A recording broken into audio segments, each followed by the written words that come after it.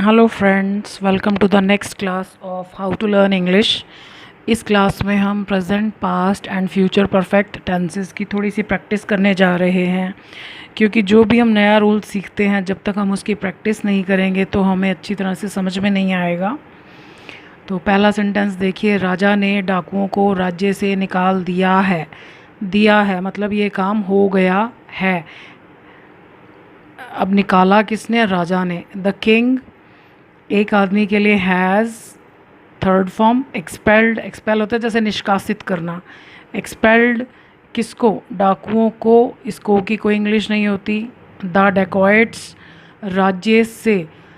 From कोई भी चीज़ कहाँ से आ रही है तो फ्रॉम प्रपोजिशन लगती है। फ्रॉम द किंगडम, किंगडम राज्य।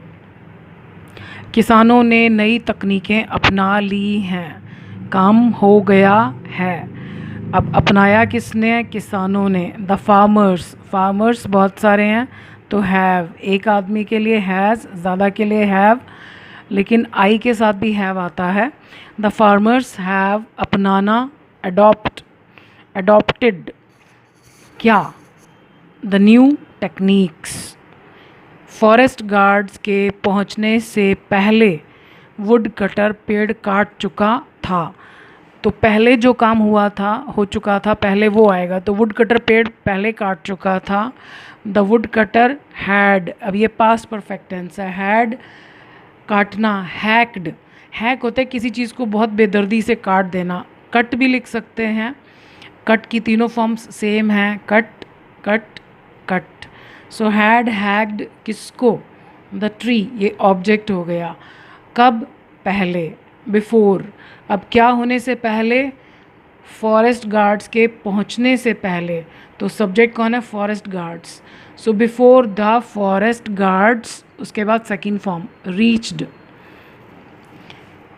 चपरासी के घंटी बजाने से पहले टीचर लेसन एक्सप्लेन कर चुका था। तो पहले ये काम हो चुका था। अब एक्सप्लेन कौन कर चुका था? टीचर। द टीचर, क्योंकि हम जानते हैं हम कौन से टीचर की बात करें, इसलिए the teacher. The teacher had explained, third form क्या? The lesson. कब? पहले, बिफोर। क्या होने से पहले? चपरासी के घंटी बजाने से पहले। तो घंटी किसने बजाई? चपरासी ने।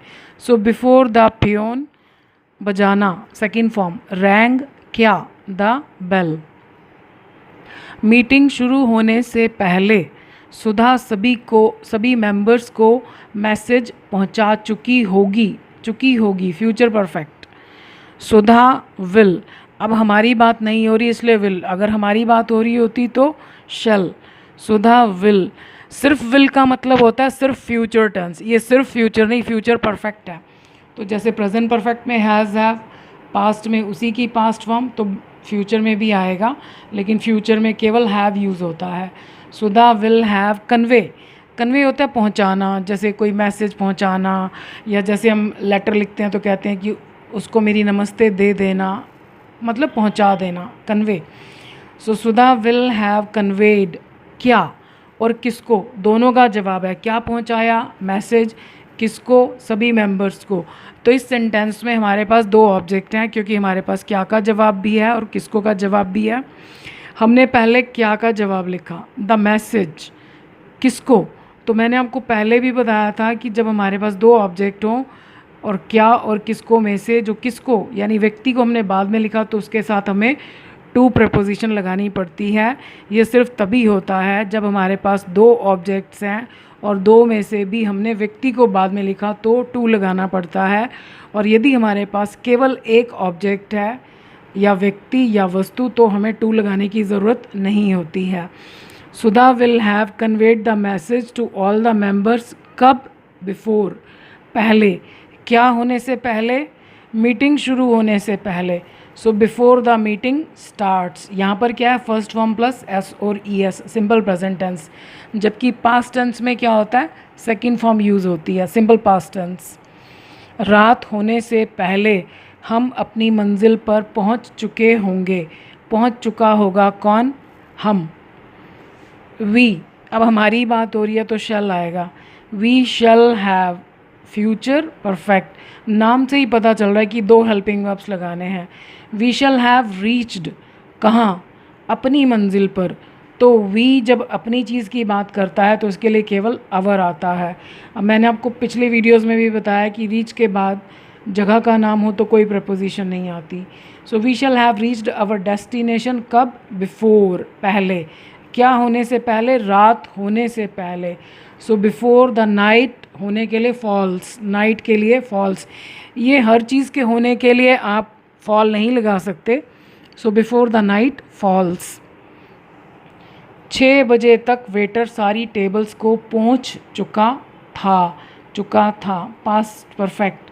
द वेटर हैड वाइप्ड, क्या, ऑल द टेबल्स। अब इसमें बिफोर नहीं आएगा क्योंकि हम ये नहीं कह रहे कि क्या काम होने से पहले, हम सिंपली टाइम बता रहे हैं। तो टिल 6 मीन्स टिल 6 o'clock। 9 बजे तक मदर दूध को उबाल चुकी होगी। अब चुकी होगी means future perfect. So mother will have boiled, क्या, द मिल्क बाय 9 o'clock।